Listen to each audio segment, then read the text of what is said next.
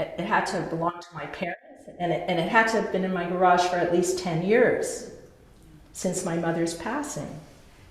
And why did it suddenly pop up then, so close to the time I entered cantorial school? I felt that I was being nudged from the other side, to be truthful.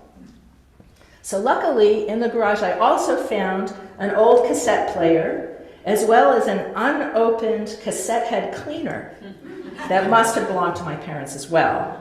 And I cleaned everything up and was ready to hit play, and then I hesitated. I was kind of scared. I worried that my childhood memory was exaggerated, and also that the tape was unplayable after being stored in my garage in Michigan for over 10 years.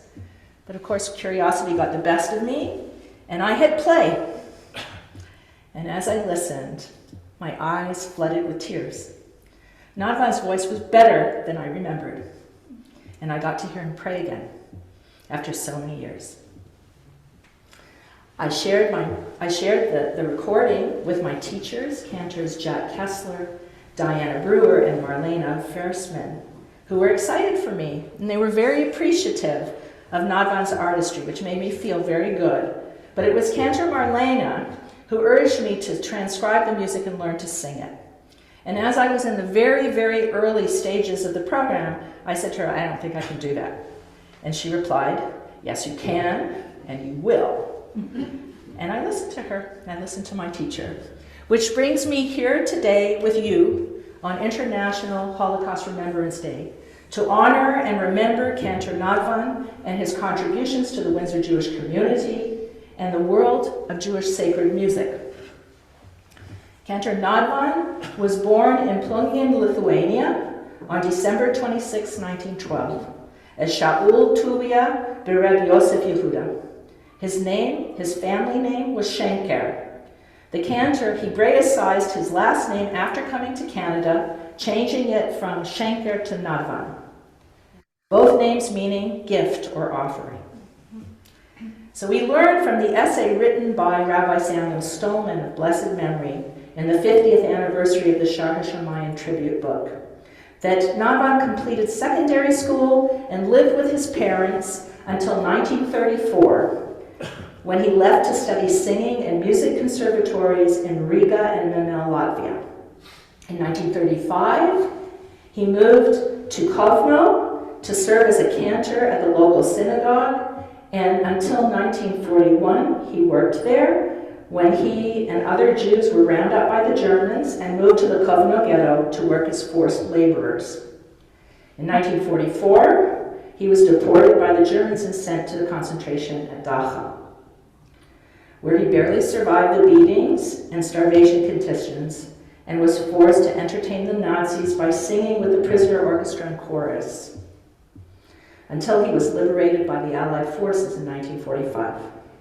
Nadvan then moved to Munich and was admitted to a sanatorium due to sickness and exhaustion, and it wasn't until 1946 that he was well enough to leave the sanatorium and find employment as a cantor in Munich. He served in DP camps and also conducted services in local synagogues. There's information about Nadvan's professional life in Munich after World War II in the scholarship of Tina Fruhoff, in her book Transcending Dystopia, Music Mobility in the Jewish Community, which documents that he and another cantor by the name of Jacob Gross co-led an inauguration service for the synagogue at the Reichenbachstrasse in Munich on May 20th, 1947. The synagogue was rebuilt after nearly being destroyed on Kristallnacht in 1938.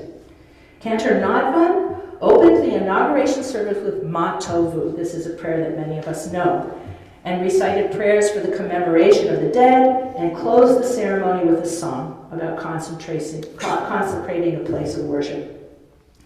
That the cantor opened the service with Ma Tovu really intrigued me, as there was a setting of Ma Tovu on the cassette that I found in my garage. I sent Tina Fruhoff, the author that I just mentioned, a copy of the recording, and after listening to it, she had no doubt that it stemmed from Nadvan's time in Europe in the late 40s, due to the pronunciation and the instrumental accompaniment.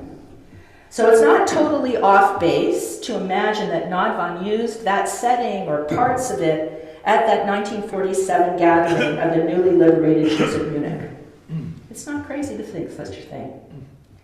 Ma Tovu, just to give you some details on the content of this prayer, is usually recited at the beginning of a morning service. The prayer begins with a verse from Numbers with a person named Balaam, overcome with the awe of God and the gathering of the Israelites in places of worship. And instead of cursing the Israelites as he was tasked to do by his own people, he offered a blessing instead. And the rest of the Matovu text is comprised of selections of psalms relating to entering houses of worship and preparing for prayer.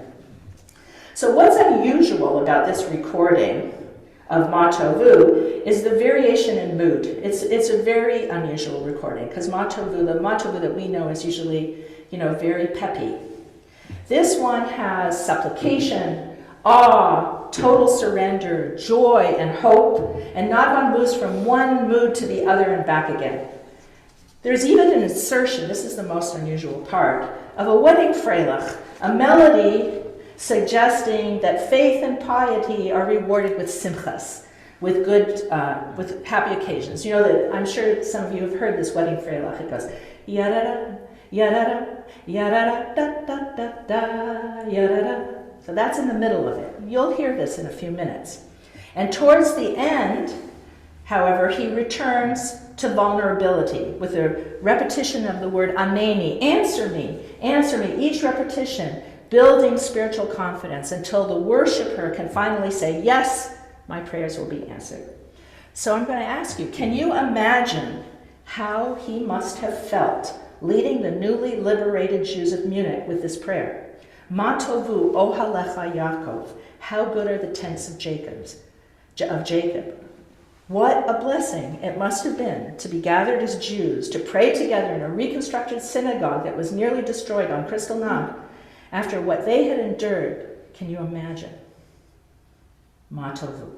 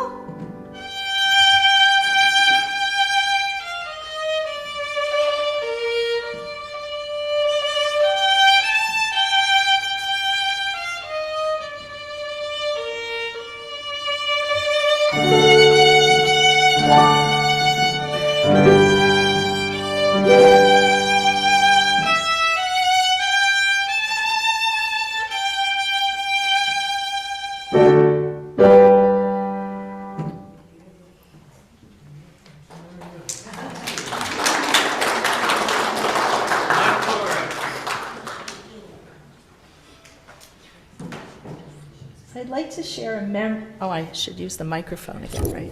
Okay. I'd like to share a memory of Cantor Nadvan from Sam Mossman, who some of you may know, who was a member of the Shaar. He says, I clearly recall Cantor Nadvan's powerful voice. I'm no longer a shul goer, but always on Kol Nidre, remember Cantor Nadvan's emotional and powerful rendition of the Kol Nidre chant. I also recall him singing Ma Tovu, which we just heard. I think in relation to my first marriage in 1970, on the Shabbat before when I was called to the Torah for an aliyah, or perhaps during the ceremony itself. Cheryl Gold remembers the cantor walking down the aisle before her on her wedding day, his powerful and soulful voice filling the sanctuary. Cheryl was also moved by the cantor's reverence during the High Holy Days Aleinu, the Grand Aleinu, where she witnessed the cantor needing someone to help him up after fully prostrated. I remember that too. I used to think that like he was sick. When I was a little kid, that's what I thought. Now I know better. Rabbi Samuel Stolman, with whom Cantor Nadvan had served for his entire tenure, wrote Cantor Nadvan was an artist as well as a singer. He composed a number of melodies which he introduced into the Sabbath and High Holy Day services, and he also left behind a number of religious lyrics set to music, which unfortunately I have not been able to locate. Rabbi Stolman added that Nadvan was a master of nusach, the synagogue modal music and its motifs, and that his davening was solidly traditional. I would add to that, from listening to and transcribing Nadvan's settings, that it's clear that Nadvan loved the opera, shown in moments where he weaves operatic elements into traditional nusach to create intensity and highlight a theological idea. This is to be expected, as Nadvan was a conservatory-trained musician.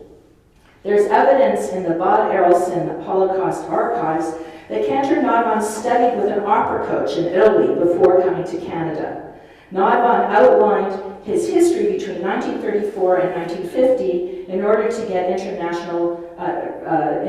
assistance from the International Refugee Organization.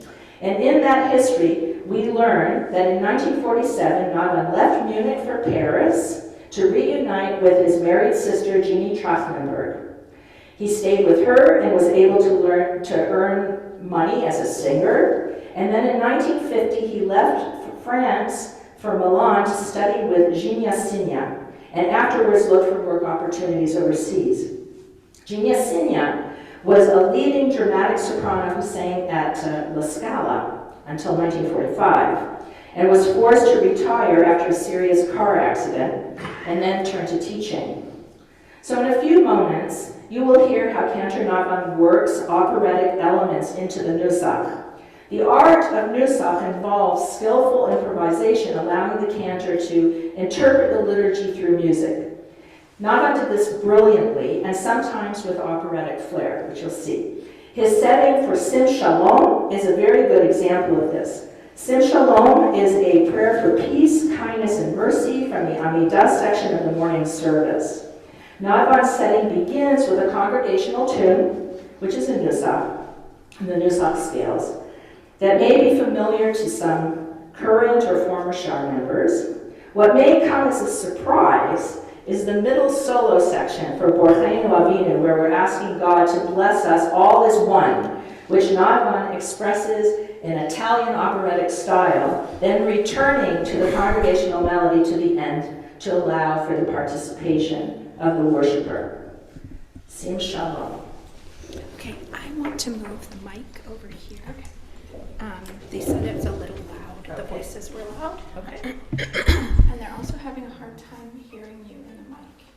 And when you're in the mic, and so I'm wondering if we could have it.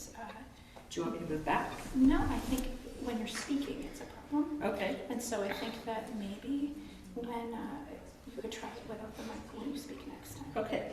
Okay, I will do. Sim Shalom.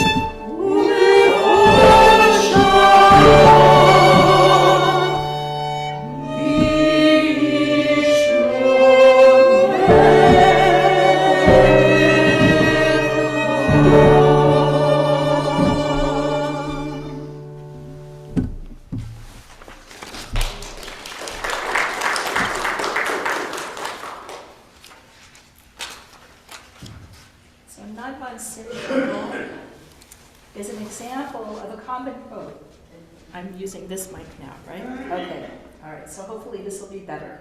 Okay, so Nadvan Sim Shalom is an example of the combination of two cantorial styles, Chazanut HaSeder, the set melody, and Chazanut HaRegesh, a more improvisational and expressive style of singing. Although most of the music that Nadvan recorded showcases the more expressive freestyle, Nadvan included some congregational tunes in the form of set refrains. Another example of this is Lecha Dodi, a liturgical poem by Sfat mystic Shlomo Halevi Alkabetz. Inspired by the love text, the Song of Songs, Lecha Dodi appears at the end of the Kabbalat Shabbat liturgy, recited on Friday night to welcome the Shabbat bride, envisioned as a personified Jerusalem, abandoned after the destruction of the Second Temple. According to Rabbi Dina Rosenberg, the task of the singer of Lecha Dodi is to comfort the mourning city and to urge her to get up from sitting Shiva, to change her clothes and to leave behind the Emek HaBacha, the valley of tears, and reassure her that her bridegroom from days of old will return. Nadvan's setting features 3 of the 9 verses in the style of leading 20th century American cantors who combine congregational melodies with the cantorial solo improvisations to create opportunities for the worshiper to joyfully participate and at the same time allow for the soul to be receptive to the poetic text. Like the powerful words of a great sermon, soulful, penetrating music can help us deepen our connection to sacred text. Nadvan sings the refrain in a major key in a joyful, robust manner that is easy for a congregation to follow and sing along. The 3 verses shift, the 3 verses are solo pieces, and they shift to a minor key and are more improvisational, the last one in particular. Time is stretched out, particularly on the high notes, highlighting that we are to rest on Shabbat, a mitzvah that has been observed across time. Nadvan's improvisations tug at the heartstrings and stir emotion, each time bringing us back to the joyful refrain. The last verse, Hitna'ari, is the most exemplary of the improvisational style, begging the soul to rise out of its slumber and put on the celebratory garments for Shabbat.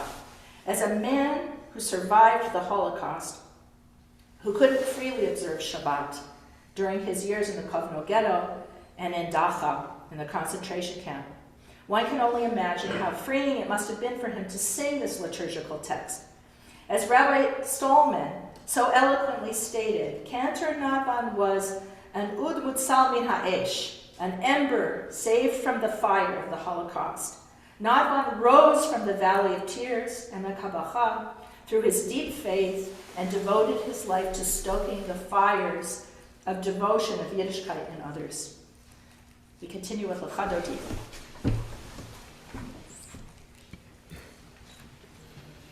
And you can sing with us if the tune is catchy. You know, we want to hear you too.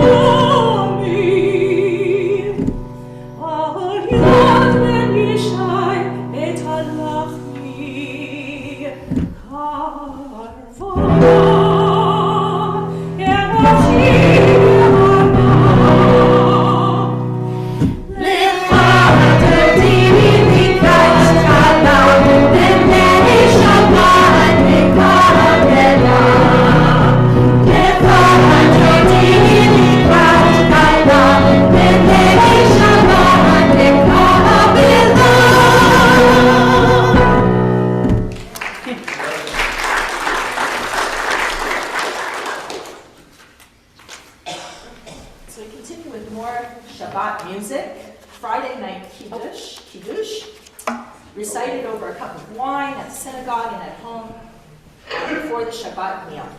Friday night kiddush begins with Vayechulu, a passage from Genesis that notes the completion of creation in 6 days with God resting on the seventh day for Shabbat.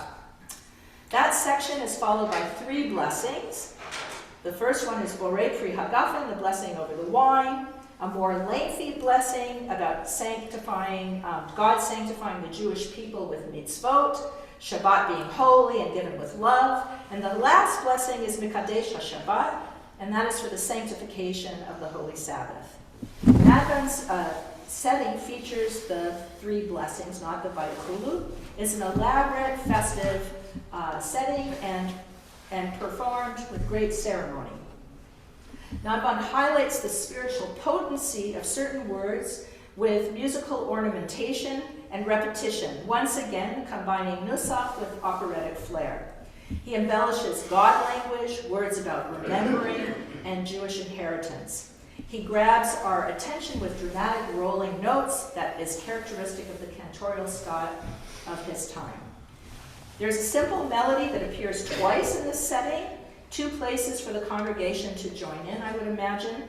He does this for the Shabbos Kodsho, that Shabbos was given, or that Shabbat was given to us with love and is our inheritance, but not for Kivanu B'charta, the place where people generally sing with a leader. For Kivanu B'charta, Nadvan does something completely unexpected and makes kind of a Gilbert and Sullivan move, which you'll hear. It's quite an eclectic composition. Still, the traditional nusach holds it together. Like with Lecha Dodi, one can hear in this arrangement Nadvan's reverence for God and for the observance of Shabbat. His music echoes the sentiment of Jewish essayist Achad Ha'am. As much as Israel has kept the Sabbath has kept Israel. Friday night kiddush.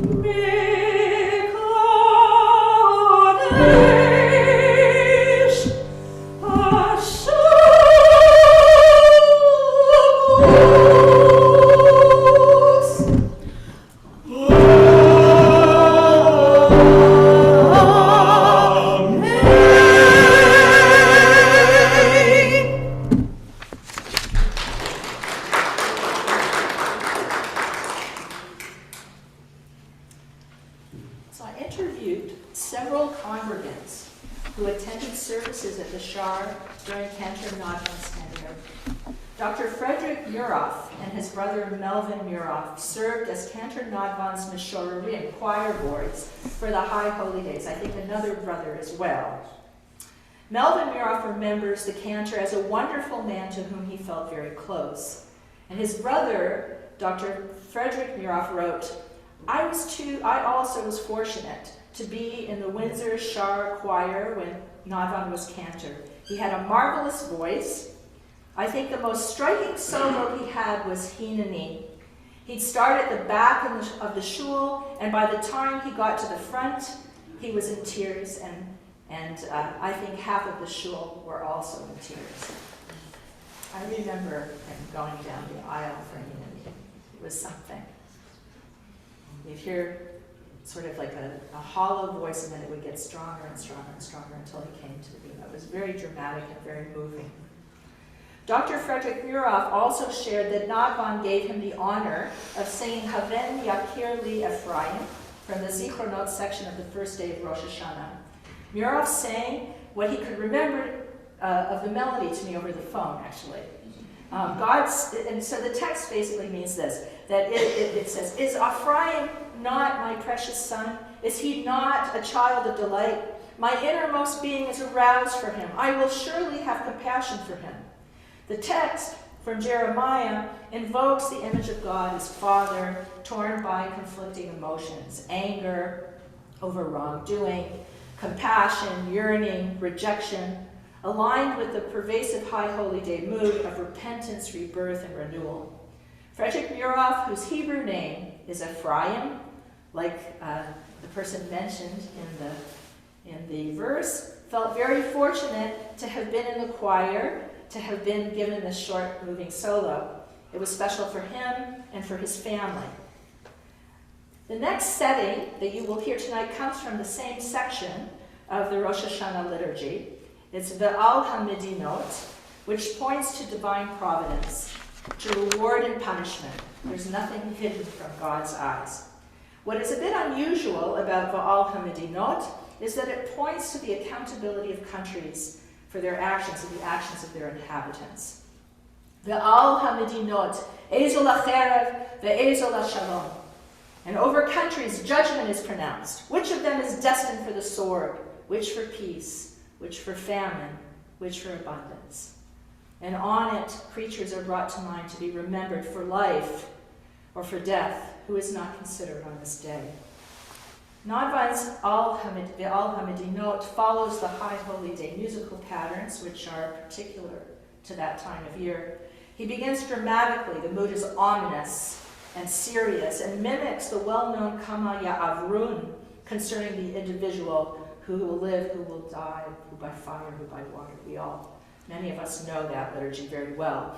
Ve'al HaMedinot assures those who seek God will never stumble, and those who trust in God will never be disgraced. Ve'al HaMedinot.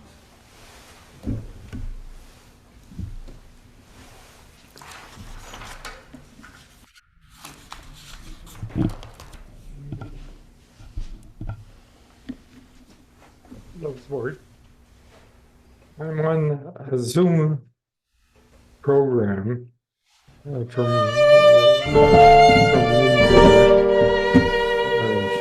shut down the sound from the shul in Missouri.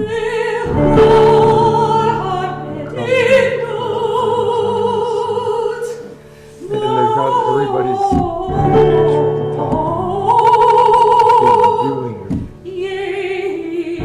My picture is just a picture, it's not the actual, like I'm sitting here.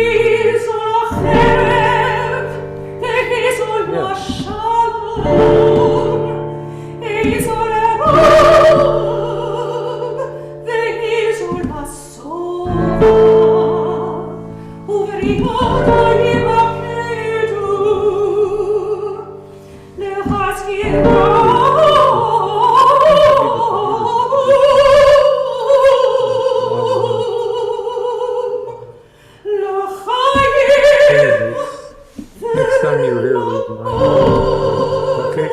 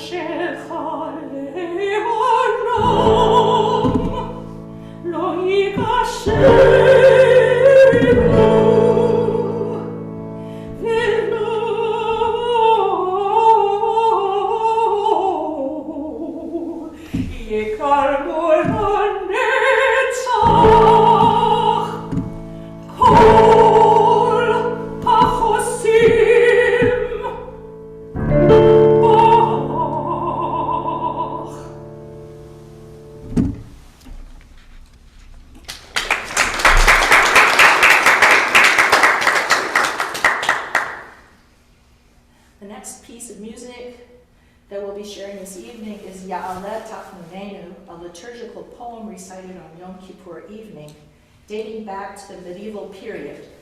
This anonymous text consists of 8 stanzas describing the progression of the worshiper, the progression that the worshiper makes from Kol Nidre to Ne'ilah, from the beginning of Yom Kippur to the end of Yom Kippur. Me'erev ad erev, from evening to evening, and miboker ad erev, from morning to evening. The hope is to send out a plea that our prayers ascend, Ya'aleh, to God in the evening, arrive, the Yavo, in the early morning, and are answered and revealed, V'yera'eh, by the end of Yom Kippur at dusk. The hope is that by the time Ne'ilah, the end of Yom Kippur, is upon us, that our spirits are higher and purer than the night before, that through our prayers and commitments, that we are more aligned with our spiritual center, spiritually above our humble Kol Nidre beginnings. I'm grateful to Cantor David Newmark here, who serves at the Shaar, for sharing this melody with me. Just so that you know, Cantor Newmark was tasked with learning many of Cantor Nadvan's melodies when he came to the Shaar. He is carrying Nadvan's musical torch across generations. We're fortunate that he is singing with us tonight, and I'm also grateful to Cantor Devorah Fick, and where are you, Devorah? She's working. Okay, you're working on the computer, and cantorial soloist Tracy Ayton, for sharing their beautiful voices this evening, as well as to our accompanists, Matt Kowaki on the piano and Mary Ashton on the violin.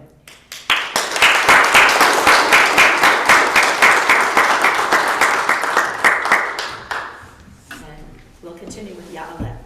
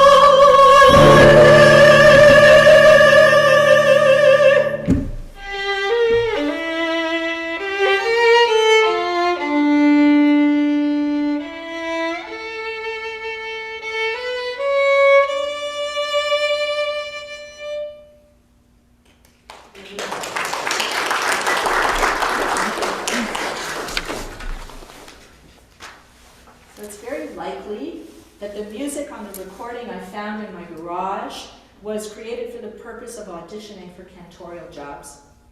After studying with Gina Signa in Milan in 1950, Cantor Nadvan applied for assistance and looked for employment in North America. Cantor Nadvan came to Windsor later that year to start serving the Shaar.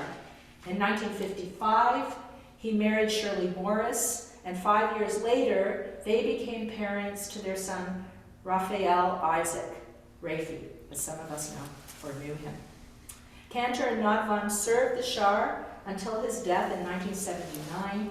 Funeral services were held at the synagogue on November 4th of that year, and his body was flown to Israel, where he was interred in Har HaMenuchot, Jerusalem. And his son, Rafi, died in 2023. Many have shared sweet memories of Cantor Nadvan as a shaliach tzibur, as a community server. Those are the kind of memories that I have. But we're fortunate this evening to have a very personal view from Rabbi Stolman's son, Dr. Aryeh Stolman, which I'll read to you. More than 65 years ago, before their son Rafi was born, I was like a surrogate child to the Hazzan and his wife Shirley. They doted on me, and I relished my role and was constantly at their house, first when they lived down the same block on Victoria Avenue above the Blitzers, and then when they moved far away, about 2 or 3 blocks down from us on Victoria toward the Detroit River. Both the Hazzan and Shirley would make me special treats, cookies, seltzer with cherry syrup, potatoes en gratin. Once, when I was very little, my parents were worried because I was sticking things, needles, safety pins, screwdrivers into the electric sockets of our house. And so the Hazzan made me a toy, a wooden board with an array of plugs and sockets attached to it, so I would play with that and not kill myself. So I owe him my life. My mother was a fine pianist, Debbie Stolman, for those who remember her, and we all took piano lessons, so there were many printed music scores in our house. But the first time I saw sheet music with penciled-in notes, the work of a living composer, was when the Hazzan was composing at his piano. I never saw this again for many years until I met my composer husband. In the living room where his piano stood and where he composed his glorious music was a china cabinet. On top was a small porcelain figure and a baby on its stomach, head raised, smiling. They so much loved children and yearned to have their own. I remember the Hazzan's little laboratory in the basement of the second house they lived in, a table with test tubes and little bottles where the Hazzan mixed the essences he used to make perfume.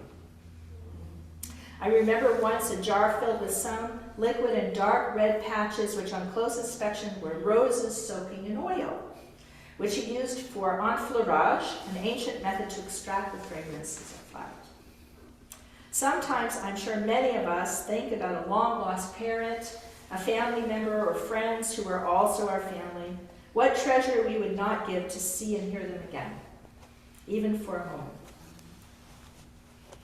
Tonight we have the next best opportunity, and that is to hear the Hazzan's voice, which we did at the beginning of this evening, to hear him sing again, to hear his wonderful compositions and his music, which all these years later live on.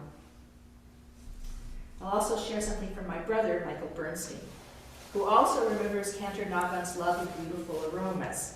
He recalls being asked to hold the Kiddush cup during a service for the Cantor and noticed how beautiful he smelled. And so he told my mother all about it and said, "Oh, the Cantor makes his own perfumes and sells them." Anna Kavinsky-Levin shared something similar on the Congregation Beth El Facebook page. She said something about Cantor Nadvan selling perfume.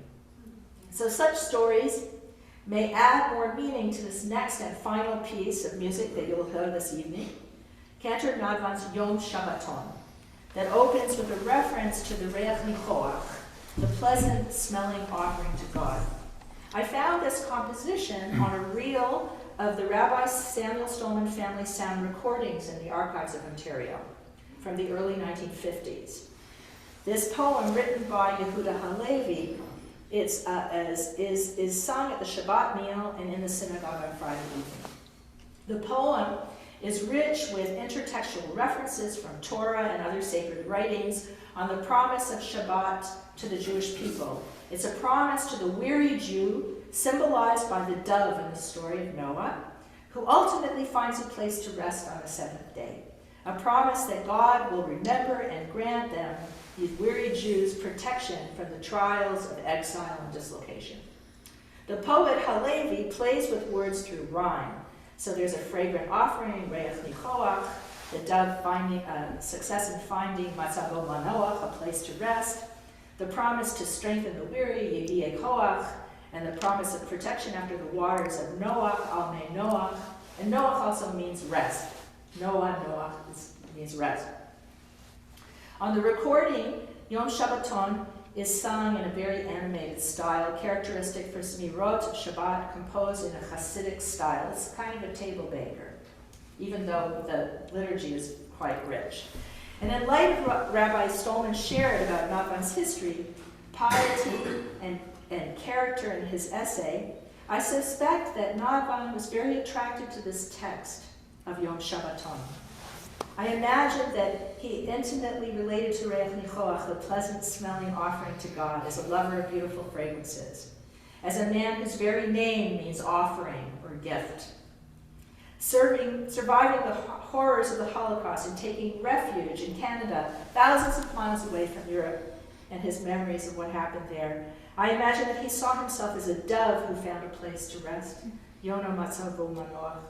Keeping Shabbat and the other commandments lifted him out of his misery and gave him strength to carry on. After what he endured, his faith in the promise that God would not destroy the Jewish people, Asher Nishpata Almei Noach, must have brought him tremendous healing and comfort. His musical setting for this poem communicates the joy of a faithful heart embraced by the gift of Shabbat. Yom Shabbaton.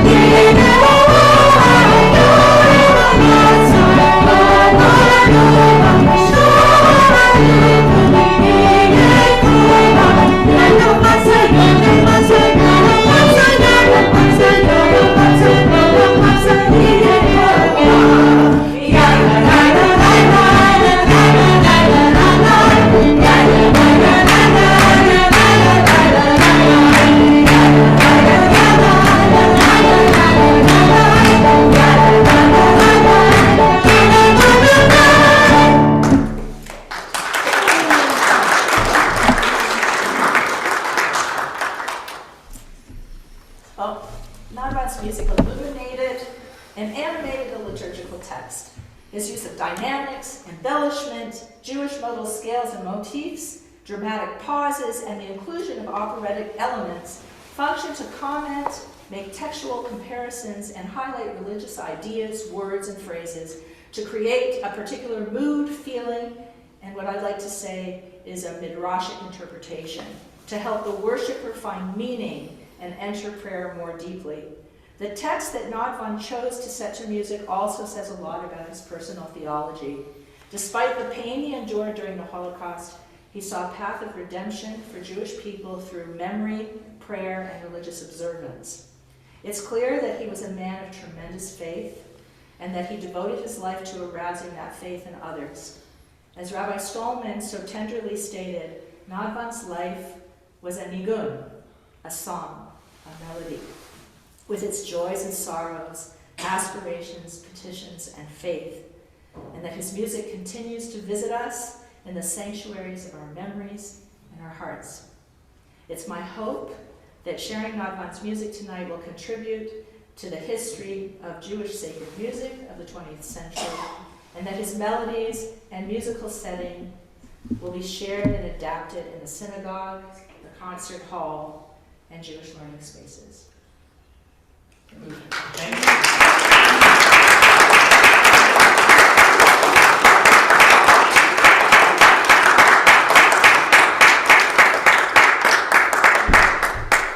Thank you all for coming tonight. Thank you for our Zoom participants as well. I know there was a little bit of a sound issue there, and unfortunately we have $25,000 worth of AV equipment which we had hoped to have installed by tonight, and they had to order parts and it won't be installed for 2 more weeks. So sadly that was the case. We did what we could with what we had, and the Zoom folks said that the story was just beautiful, even if the sound was cutting out from time to time, and I appreciate that they all seem to stick with us. So that is a testament to Gabrielle's wonderful research and this program that you did for us tonight. Thank you so much. For those who are staying and are here in person, we have some treats for you. Some of you have baked some things. Mike Malowitz has made a cheesecake and I appreciate so much that you all came out. Before Audrey comes up here for something special, I want to also acknowledge everyone who's on this stage with us. This is Matt, our pianist, Mary, our violinist, guitar soloist Tracy, Cantor David Newmark, and come on up, Audrey. We want to thank Rabbi Hazzan Gabrielle Pescador for all of the work she did to make this a special night. Thank you.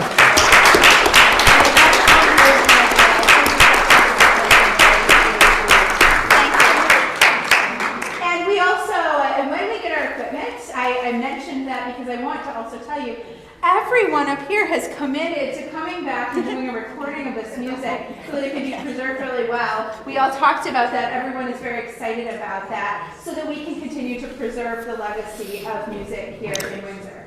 I think it's a very, very important thing because this community has always been a very musical community. And so the preservation of the musical traditions to this community will be a really special thing for the future.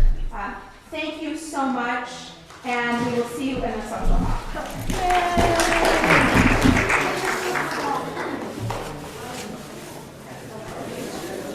Wonderful to see you and hear you as ever, my friend. Absolutely. Maybe we'll have reason to do it again. This was amazing. It was.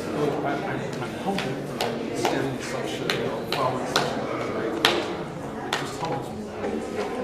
What a privilege. So this was beautiful.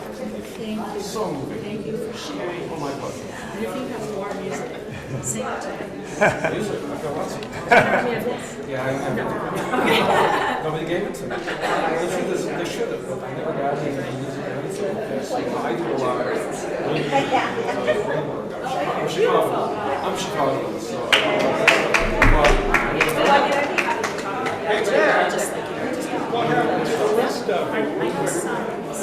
just makes me